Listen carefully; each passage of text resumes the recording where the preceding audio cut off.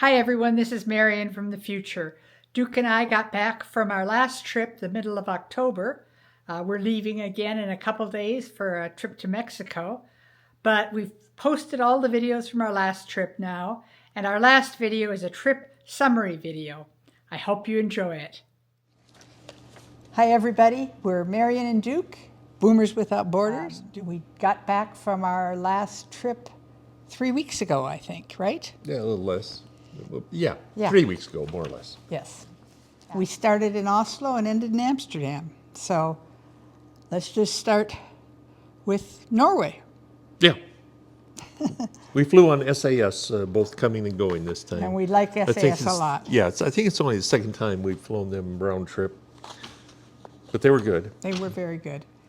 We traveled the first 3 weeks with our friends Roger and Gail. We started the trip on August 20th, I guess, August 19th. We flew out of San Francisco.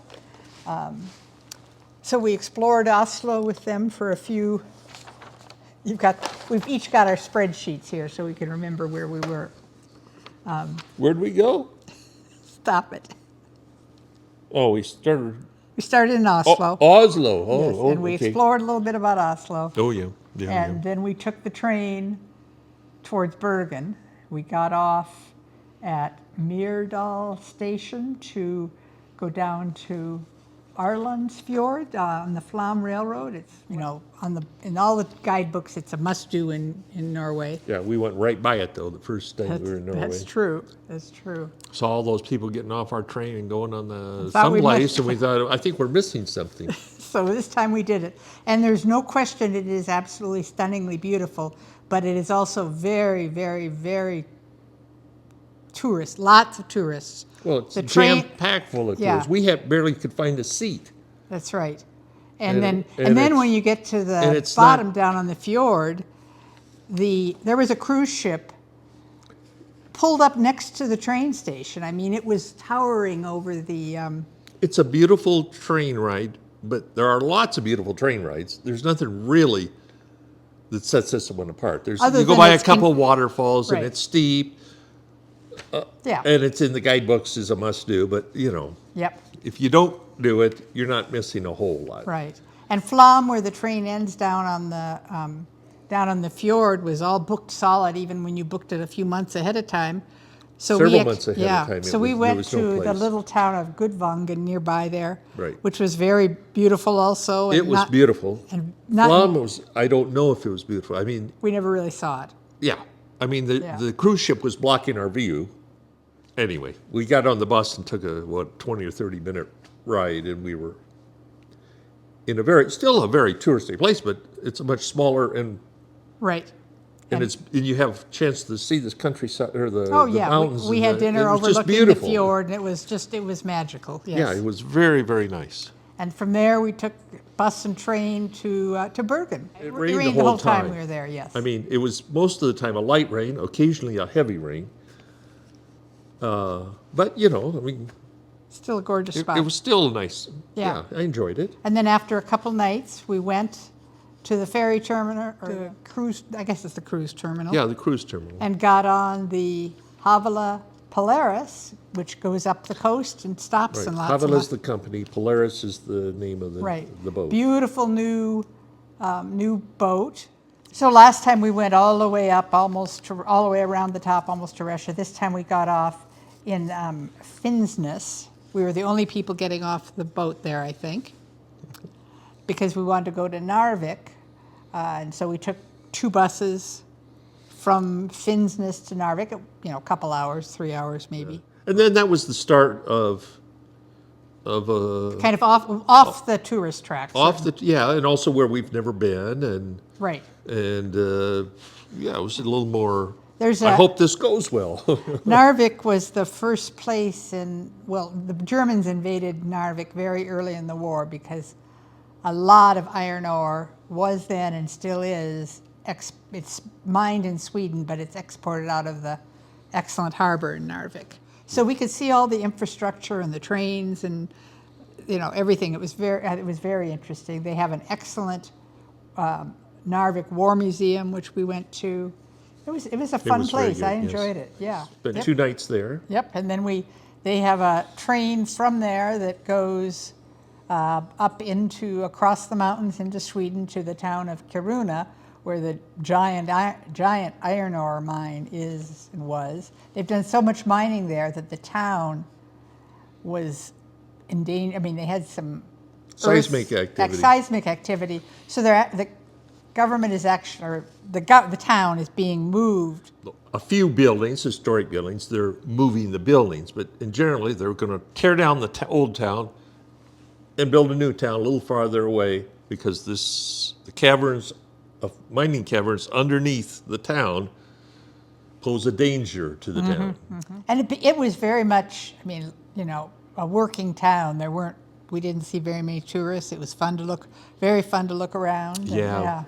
And if we ever went back, you could take tours of the mine, and we would have had to book them in advance, and we hadn't done that. Yeah, we were there on a Sunday or something, and there was it just didn't work out. It's not in the active mine, but the mine tour actually goes underground into a part that was mined out. It looks, not actively working on it. Sounds excellent anyway. Yeah, it sounded like a... Yep. From there so we were at Sweden at that point. Kiruna is in Sweden. We took another bus from Kiruna over to the Sweden-Finland border on the Tornio River, and we stayed at a guest house, SBC guest house. We met up, so when Roger was a young man, 16, 17, he did a student exchange in Finland, and he stayed with a Finnish family, and he has stayed in contact with that family all over these 50 years, right. 50 plus years. He calls there were 3 of them, 3 kids, and so we met up with what had been one of the girls in the family in this SBC guest house on the Tornio River, and stayed there for 2 nights, and it was wonderful. I mean, we just learned so many things we wouldn't have learned about. Yeah, it was great. It made the trip so much more, so much richer, so much better.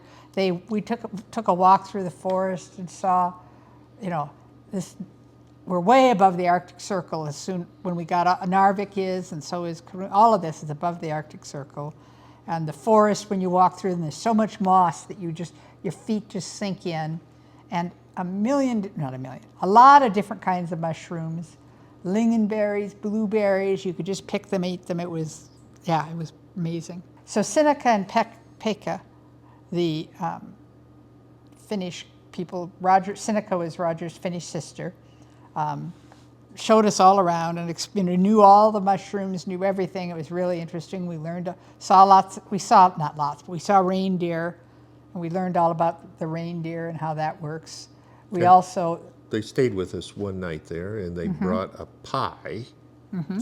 A lingonberry pie, yes. Oh, yeah, that was and good. And they also made the seafood pasta for dinner, which was salmon fantastic. Pasta or something. Yeah. It was good. Oh, it was wonderful. Yeah, we had a good time there. Yep.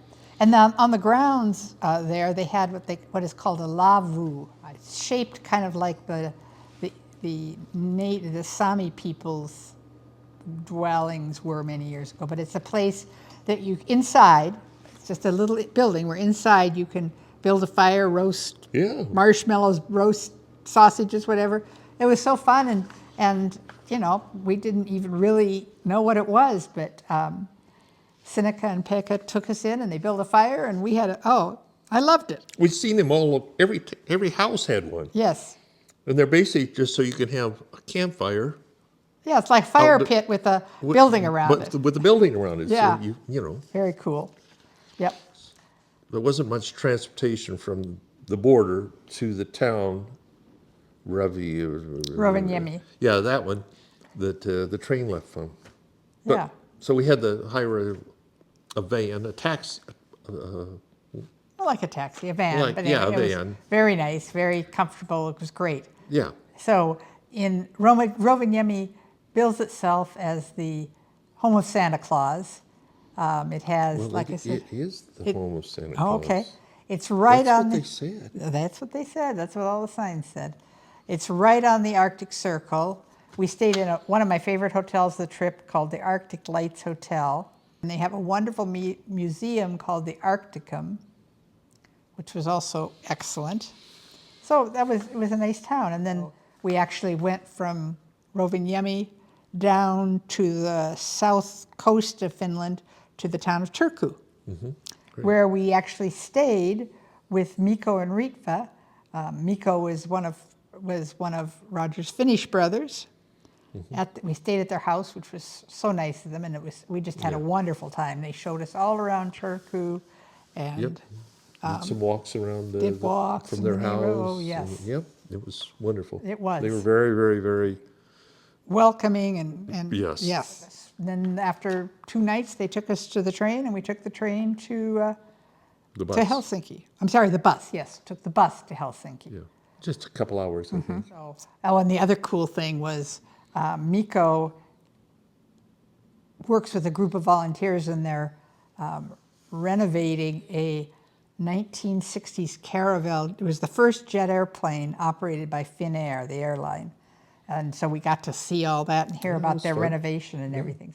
So then when we got to Helsinki, I hadn't been feeling real well, and I tested for COVID, and I tested positive. Luckily, I had brought some Paxlovid with me, so I started that right away, and I spent all our time in Helsinki in bed. So I know nothing about Helsinki. I know that... it is a fantastic place, let me tell you. We're going back someday, so I can see it. No, we might go back, but who knows? Roger's other Finnish brother showed you around. So anyway, give me a summary a little bit of Helsinki. I don't know. We went to several places, and then we ended up taking the ferry over to an island that has an old... the fortress. Fortress, and then it's a large island, kind of a large island. I mean, you can walk. It's all a park, or, so you can walk around. But there's several restaurants in different places on the island, and so we had an excellent meal there. Cool. And we we did quite a bit of walking around the fortress, and that sounds good. Yeah. Well, we had very nice weather. It was you really missed something, dear. I know. But I was very we'll happy. Probably not be able to go back there. There's just it's kind of out of the way. Baloney. Helsinki? Oh no, I don't think. No, sorry. So Helsinki, of course, is right on the Gulf of Finland. Yes. I didn't get COVID. No. Some of us are tough. Lucky. Whatever. It's the first time I'd ever had it, but luckily the Paxlovid worked, and I even felt better, quite a bit better the next day, and recovered fairly quickly. We took the ferry from Helsinki across the Gulf of Finland over to Estonia, to Tallinn, Estonia. And it's a great town just to wander around. There's so much to see in the old town, and wander around the walls and the towers. We've been there. We were there once before also, and I really like Tallinn. It's just a great place. Time before, there was a lot of snow on the ground. And from Tallinn, we took the bus to Riga, Latvia. I think it's about a 5-hour bus ride. That's the only time where we've ever been on a bus, and the bus driver apparently didn't know where he was going. Oh, I'd forgotten that. I mean, I had Google Maps open, and we got to Riga. I mean, we took the bypass instead of going straight in. We took the bypass kind of around, and then we crossed the river, which is, Riga's on our side of the river. We crossed the river, and we're south of town, and then we get to a north-south, and he turns south. And it's like we're going away from Riga. And you could, and other people on the bus were also, I could see, were like, do we see something? I mean, what's going on? I mean, your first thing is he knows what he's doing, because usually when that happens, there's traffic. He knows that he's got to take a. But at some point, it was like, no, he's just not going to Riga. And somebody did tell him. I don't know if but somebody in the front there was talking to him, and then he got off the freeway, and then anyway. So in Riga, we went to their National Library, which is a architecturally gorgeous building, really beautiful view, fairly new, very interesting, fun. We were sitting having either beer or coffee in Dome Square, which is kind of the central square where the cathedral is. And we kept seeing, and it was a lovely day to sit out and have a drink and watch the people. And we kept seeing people walking by. It wasn't coffee, by the way. It was beer? Yeah. Or probably beer. Beer. Carrying musical instruments, in cases and stuff, multiple people. And so when we Where were are all they going? Yeah, so when we were all done, we walked over to the cathedral, and there was a sign on the door that they were having this. It was tonight's concert was the last concert of their Sacred Music Festival, and it would be the Latvia National Orchestra and the Latvia National Choir. So we bought tickets and we went, and it was they were wonderful. The cathedral's gorgeous. It was fun. It was really fun. So, love doing that kind of thing. Yes. And then we took the bus from there to Lithuania, to the town of Kaunas, which is not the capital, a town we had not been to before. And Kaunas is where two rivers come together, the Neman and the Neris. And Kaunas Castle is there. We walked all around the old town. It's a lot of walkable streets. And a lot of pedestrian-only streets, which is always which so is always nice. very nice. Yep. So we're taking a bus to Elk, Poland. And the only two buses, one went at 7:30 in the morning, one went at 7:30 at night. So we took the 7:30. The evening bus had a meal before we left, got on the bus. And then we were we were trying to get to Gdansk, Poland. This was we were going to get the train the next day, the train the next day to Gdansk. So we were only in Elk about 10 hours. Seemed like a nice town. The interesting thing was we stayed in a hotel with no staff at all, a guest house. It was not a prepaid either. No, I mean, we had a reservation, obviously, right, and a code that we used to get in the gate. Get through the gate. And into the front, into the lobby. front lobby. And then from the lobby, we got our key, we paid, and everything else without seeing anyone. It was quite cool how it all worked. From the machine. Yep. And it was a very nice, and it was new a nice, nice little hotel. Yeah. Right. And then we took the train the next morning to Gdansk, which was I'd heard that it was wonderful, and I was totally blown away how beautiful. Was a very pleasant surprise. Oh, yes. One of the top cities of the trip. Yeah. Loved it. It was just a beautiful town. Yep. And the number of both our meals were good. One was super. Restaurant called Vice Versa was another top 10 restaurants on the trip, maybe the best. It was really good. It was Italian. Right. So then we walked to the European Solidarity Center, which is all about the solidarity movement that freed Poland from, and it started in Gdansk, the solidarity movement, freed Poland from its communist era. And it was such an excellent museum. They had an audio tour. It's a big museum. It was just excellent. It was a very I had heard big other people had told nice. me don't miss it, and I was really glad we didn't. It was great. It was good. So then we kind of started. From Gdansk, we rented our first rental car of the trip, which is unusual. Yeah, and we had a 9-day rental, and we went along the Baltic coast. Stayed in multiple places. There were kind of two reasons. One, we'd never seen the Baltic coast, so it was interesting. Right. The other is Duke's mother's family comes from the area that's in Poland now, but was in Germany when they left. They left in 1882 and emigrated to the United States. What's the name of that region? Pomerania. Pomerania, yeah. Yes, but it was still kind of fun to see where your great-great-grandfather was born and baptized. The church they went to is still there. Yeah. So we have to return the rental car in Poland because we rented in Poland, right? Yeah, right. So from Wilkendorf, we went near Berlin. We went back into Poznan in Poland and returned the car. Right. So we didn't return to the same town, but the same country. And Poznan was, we weren't there long, one night, but it was a nice town. It was a nice town. It had, a very well restored old center, and so we wanted to go from there to Hanover, Germany. So we took the train to Berlin. So anyway, from Berlin, we took the train to Hanover, and we spent 2 nights in Hanover. And that was it was a nice town. We had nice weather. Yep. Their City Hall is a big, imposing building overlooking a lake. It was a beautiful place. It was fun just to be there. So now we're getting on the train from Hanover to Amsterdam. So we've been in Amsterdam before, so we really were only in Amsterdam to rent a car. That's the only place in the Netherlands we'd really been, was Amsterdam. And Duke's family on my father's side. On his father's side is from one part of the Netherlands. I have some way back ancestors who came from the Netherlands. So we just thought it'd be fun to explore the Dutch countryside, and my gosh, it was wonderful. Anyway, I'm jumping ahead. How are you? We rented a car. And we had a bit of a glitch. Oh, yeah, that. Yeah, that You was. want to explain this? Well, we woke up and we had a 9 a.m. Time to pick up the car. It was about a. Anyway, we got there and pick up the car, and what's the name again? You're not on the list. They gave us the list. Find your name on there. No. And well, hold on. I pulled out the reservation. I gave them the reservation. It says right there, here. September 30th. I said right here, September 30th, 9 a.m. And they said, yeah, well, I don't know. We purchased it through, some agent, some Rentalcars.com or something. Yeah. And they suggested we call them and try to figure it out.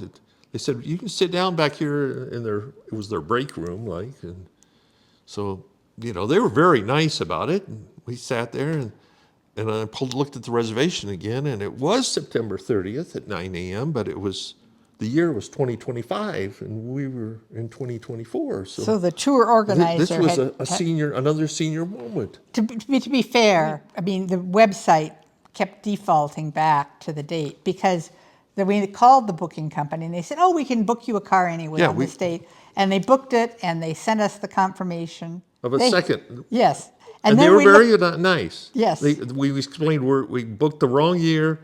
We're there. What can you do? And they booked no problem. So they says, okay, we at that same agency, it's only, I don't know, now it's going to be, I don't know, $40 more or something. It wasn't much. And they sent us the confirmation after we hung up. And then we go up to the counter and we go, have you gotten it from them yet? No. And then I'm looking, they still have it at 2025. She knew the problem, but I think their system has some, anyway. So then we called back again and they said, the second reservation doesn't work either. And they found one that was same price, but it was a different company. It was Hertz or Avis. Avis. But we walked over there and... Right, and the people in the first place said, I used to work at Avis. The one guy, I used to work at Avis. I know the people over there. Let me give them a call so they know you're coming and, they treat you right or whatever. It was great. Yeah, they were very, very nice. They even offered to give us a ride over there, but we said... No, we got 3 hours before we can pick it up. We can walk over. Yeah. And we did, and they actually let us have it sooner, and it all worked out perfectly. So we were on our way out of Amsterdam. Right? Yeah. It's easy to do. Thank you, dear. Appreciate it. So we went to the Friesland area of Holland, which is the northern part of Holland, or the Netherlands. And we were on a big dike. On one side was farmland. The other side was still land, but it was salt marsh. It was and you could see the sea, the ocean, right. The Baltic, or is it the North Sea probably? Yeah.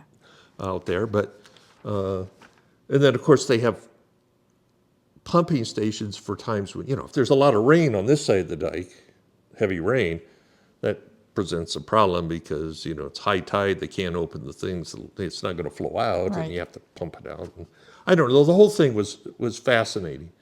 And the original, flat. Yeah. The land is flat. And the original towns started out as mounds. They raised up the land and built dikes around it and everything. And those towns you can still visit are just gorgeous. You walk along the canals around the wall around the town. Right. And they all had like a moat around it because to build the mountain, you just dig a circle and that fills with water right away. Any hole you dig is going to fill with water because that's where the water table is right there. Yeah. And we walked around this town of Dokkum, which was fascinating. Yeah. We also drove around this area. Friesland is where I have an ancestor who emigrated to New Amsterdam back in 1659, and he was born in the town of Minertska. So it's kind of cool. The church that was there back then is still there. We walked there. We went to the Fries Museum in Leeuwarden, which was very interesting too. So it was very cool. And we stayed in a really nice place that was a former church. Yes. Small church, but It was And it was just a gorgeous spot. Yeah, it was just very, very interesting. And I'd recommend. we'd never been to the No, I didn't Netherlands even. other than Amsterdam, and it was Wonderful. It was wonderful. Yep. And then we went from there down to the southern part of the Netherlands. But when we stayed in the area where his ancestors, we stayed at a town called Salthamel, and Ben Vermassen and his wife Lynn showed us around. It was I had met him one time. Yeah, distant cousin. One day. Oh, yeah. He was really nice. He and his wife showed us. It was great. We spent the whole day looking at neat stuff. Yep.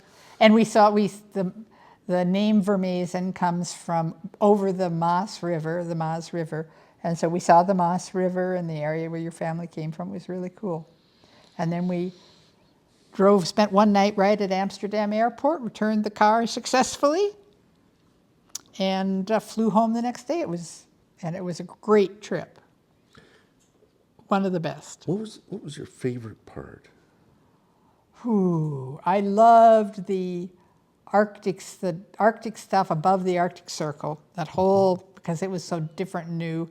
And actually, I really loved Friesland, too. I just really liked that. Gdansk. And Gdansk was very much a favorite. Like, Riga and I love those countries. Yeah. I mean, All of it was great. The thing was, it was like, there wasn't one thing, wow, that was just terrific. It wasn't like, I can't think of one thing that was, just over the top, wonderful. Yes. But it was all very good. There was no bad stuff either. Right. Sometimes you have the really good and then the okay, and it varies a lot. This was just all good. No.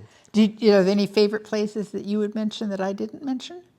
No, I just think the whole thing was It was really wonderful. good. I really enjoyed Lapland because we'd never been there, and it's just fascinating, the whole everything about it. You know? I agree.